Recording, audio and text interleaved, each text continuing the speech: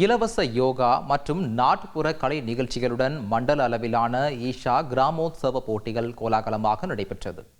விளையாட்டுப் போட்டிகள் மூலம் கிராம மக்களின் வாழ்க்கையை மேம்படுத்தவும் தமிழ்நாட்டின் பாரம்பரிய நாட்டுப்புற கலைகளுக்கு ஆதரவளித்து அவற்றை வளர்க்கும் நோக்கத்திலும் நடத்தப்படும் ஈஷா கிராமோத்சவம் விளையாட்டுப் போட்டிகள் தென்னிந்திய அளவில் மிக கோலாகலமாக நடந்து வருகிறது.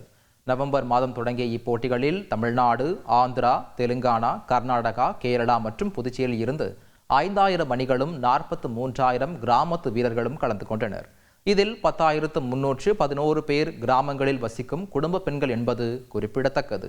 3 கட்டங்களாக நடத்தப்படும் இப்போட்டிகளின் 2ஆம் கட்ட போட்டிகள் தமிழ்நாட்டில் கோவை, சேலம், திருச்சி உள்ளிட்ட 6 இடங்களில் நடைபெற்றது. அதில் சிலம்பம், வள்ளி, கும்மி, படுகர் நடனம், மயிலாட்டம், மாடு ஆட்டம், அறுவடை ஒயிலாட்டம், பறையாட்டம் உள்ளிட்ட பாரம்பரிய நாட்டுப்புற கலை நிகழ்ச்சிகளும் அனைவருக்கும் இலவச யோகா வகுப்புகளும் பார்வையாளர்களுக்கான கேளிக்கை விளையாட்டுகளும் நடைபெற்றன. இதில் ஆயிரக்கணக்கான பொதுமக்கள் ஆர்வத்துடன் கலந்து கொண்டனர். செய்திகளை உடனுக்குடன் தெரிந்து கொள்ள உடனே சப்ஸ்கிரைப் பண்ணுங்க.